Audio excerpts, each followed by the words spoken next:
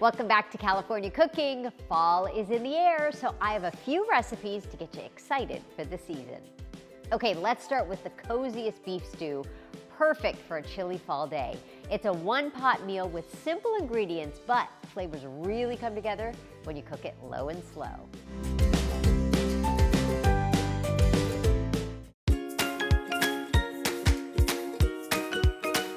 I'm gonna make a beef stew.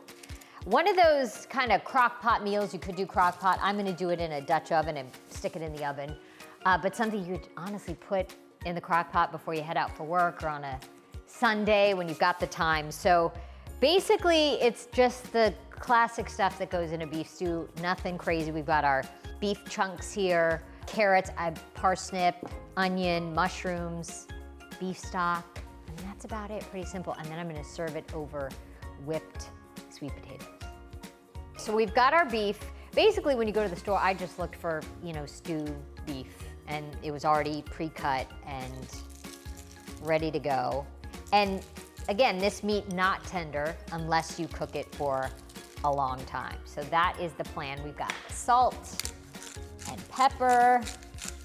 I wanna add some flour to the meat because I wanna brown it. This will also help thicken up the sauce. So we're gonna hit it with a little bit of flour to coat our meat. We got our tongs here and just get everything nicely coated. You wanna brown the meat before you slow cook it so you get the flavor. And now to our veggies. So I've cut up a half an onion. You could also do pearl onions, which are lovely. I've got some shiitake mushrooms. Any mushroom is good. Parsnip, I love because they're kind of like a carrot, but they're a little sweeter. It almost reminds me of a cross between like a sweet potato and a carrot. And you can do pretty big chunks because this is gonna cook for a while, so things are gonna get nice and soft. If you cut things too small, they'll just disintegrate. I'll do 2 parsnips. And this is a nice cozy kind of a meal this time of year. There we go, makes the house smell great. Big carrot, 1 big carrot, 2 smaller carrots would be good. Again, pretty nice chunks. The mushrooms, shiitakes, you could do button mushrooms, whatever mushroom you like. I'm gonna just cut these in half. I think what's great about a meal like this, you really could add whatever you like. You could add potatoes to this. You can even add some squash, whatever kind of floats your boat. Mushrooms are done. So now what we're gonna go back to the stovetop, brown up our meat, throw everything in a pot, and pop it in the oven.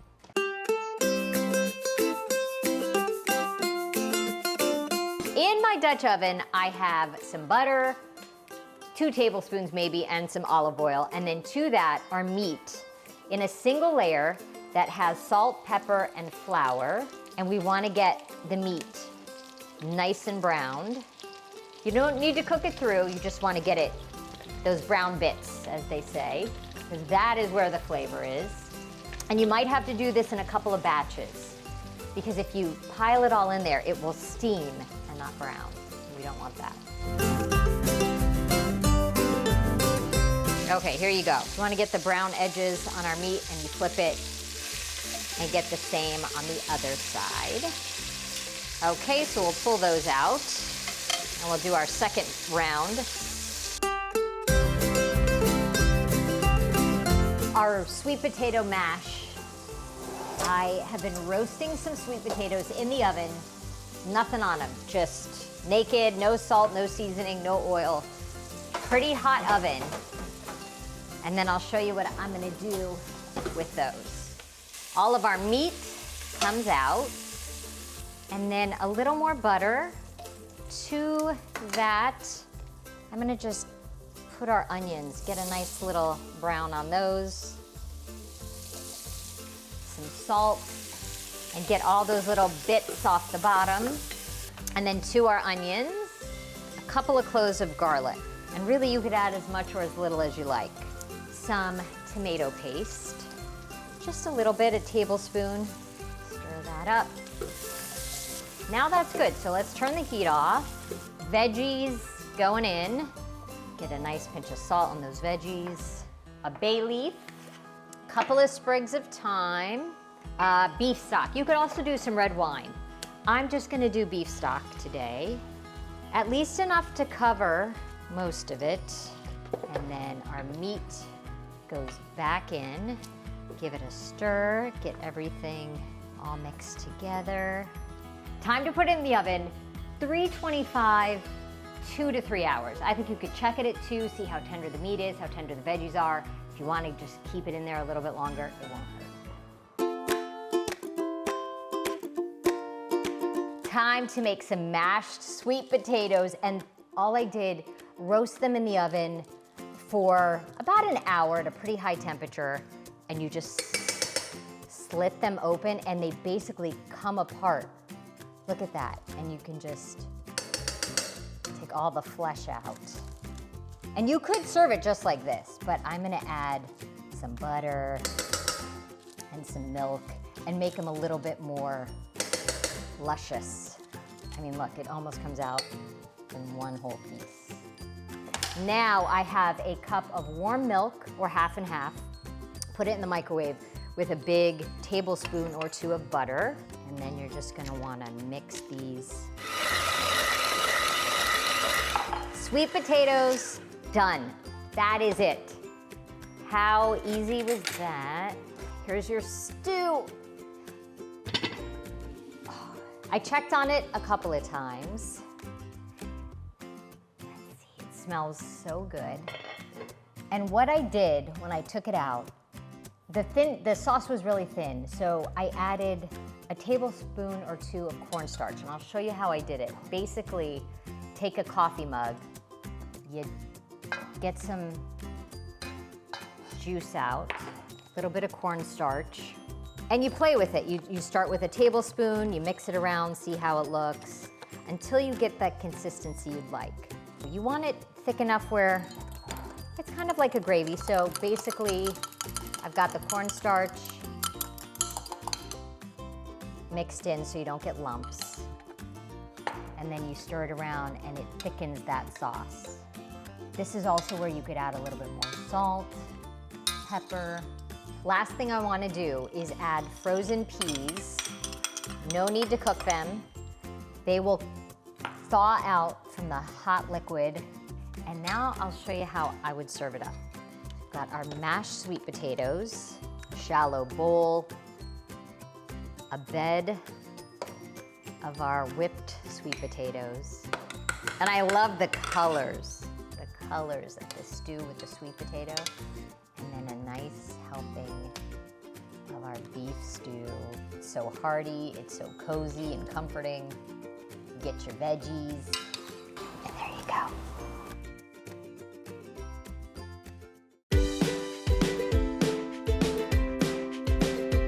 Coming up, more fall recipes. I'm gonna make a pear carpaccio to add to your Thanksgiving table, plus a game day dip that you'll wanna make all football season long.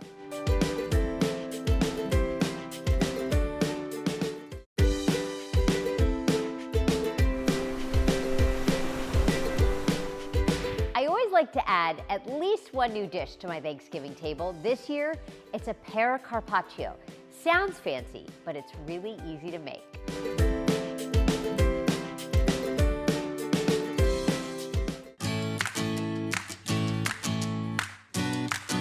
A quick and easy side dish for Thanksgiving. You don't have to turn the oven on. You don't need to find a space for it to keep it warm.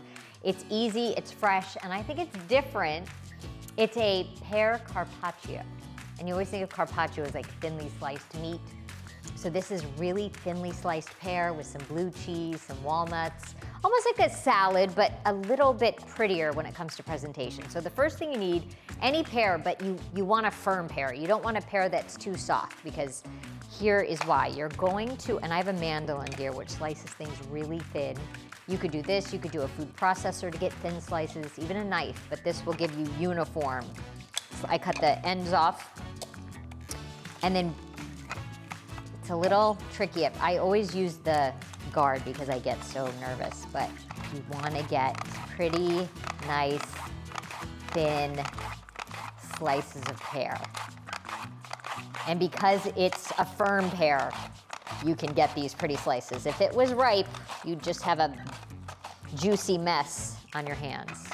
Okay, so here you get these really thin, pretty slices of pear. So do that, and I know some of the pieces in the middle that have the seeds, you can just take the seeds out. A couple of pears like that. So now you basically assemble. You take your pretty pears and you just layer them, and you know, take a lovely platter and you just go all around your platter. I like that you see the shape of the pear, so you know exactly what it is. Pears are done. Now to the pears, I want to do a dressing first because your pears will possibly turn brown if you don't add some lemon juice. Let's get some lemon going for just a light little dressing. And I bought this at Gelson's the other day. Look at how pretty this bottle is. This was a $30 bottle of white wine vinegar that I got for $7. It was massively on sale, and it's so good. But anyway, I would use maybe a champagne vinegar. You could even use a little apple cider vinegar. But this vinegar has almost a sweetness to it. Some good extra virgin olive oil, little hit of agave, or maple syrup or honey, pinch of salt. You can taste it, see if it's acidic enough, sweet enough, salty enough. And this will help the pears not oxidize. You're just gonna wanna drizzle that over your pears. Now we've got some toasted walnuts. So just toast your walnuts, dry pan, get them a little brown, rough chop. Okay, so sprinkle those on. Probably a half cup or more. So I've got some lovely blue cheese here. And maybe you could use the rest if you have a little cheese platter before the meal. So you don't need a ton of it. And I like, instead of blue cheese crumbles, I kind of just like to get a wedge, and then you cut little pieces. And pear and walnut and blue cheese are a match made in heaven, as we know. They're kind of a combo that works really well together. So you just dot it around. So when you get a bite, you get a bite of everything. And I know blue cheese isn't for everyone, so there are other, I think other things you could do, maybe shaved Parmesan. So there are other cheeses that you could use if you're not a blue cheese lover. The last bit is just some baby arugula. Place a few of the leaves around so that it resembles a salad.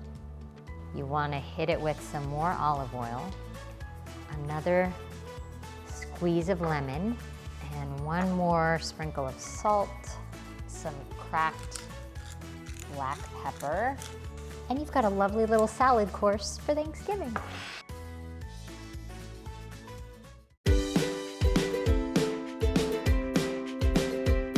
Coming up, how about a creamy spinach dip for your game day? The chef at Agnes restaurant in Cheesery shows us how to make that next.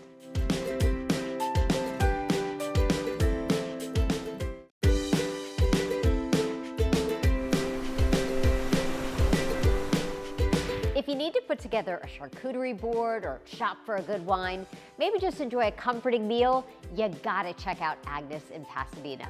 Let's meet the husband and wife team behind this restaurant and Cheesery.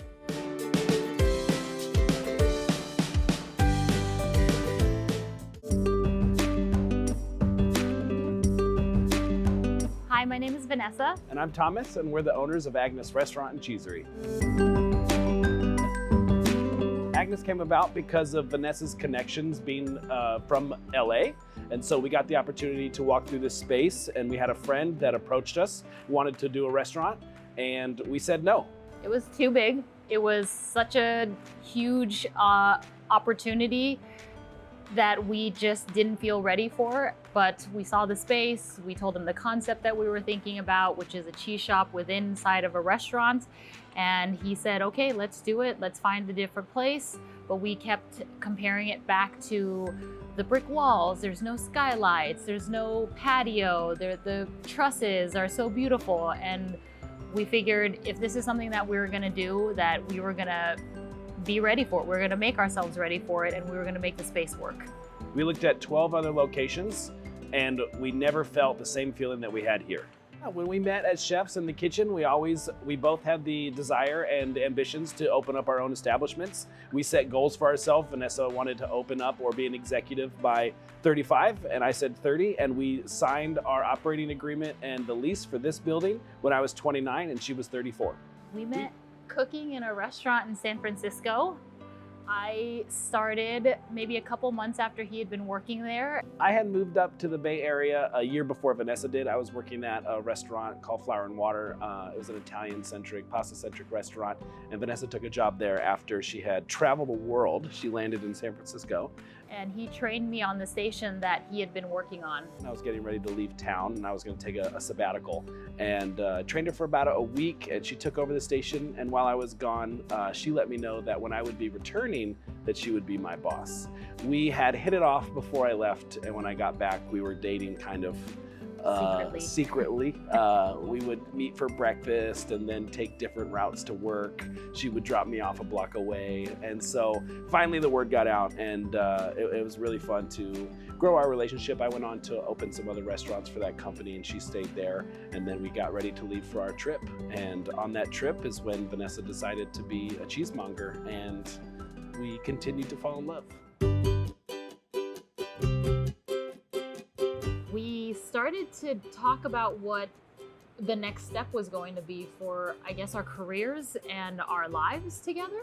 Vanessa and I planned an overseas trip. We sold half of our stuff, put the other half in a storage unit, and we left the country. We left the country for 6 months. We traveled all around Southeast Asia, and on a little tiny boat off the coast of Thailand, Vanessa looked at me and told me that she wanted to be a full-time cheesemonger and start pursuing her dream of opening up a cheese shop. I enjoy eating cheese, I think most people do, but never really understood how this is brie, but this is also brie, but this is also brie, and all three taste different. How? Why? And so I kind of fell into discovering why cheese was so different, and I was also awarded an opportunity to learn something industry adjacent while I was cooking at that restaurant in San Francisco. And so I applied for a scholarship, an educational scholarship, to learn something, and I chose cheese and just fell in love with the community, the people who ran the cheese school of San Francisco, and said, this is what I want to do.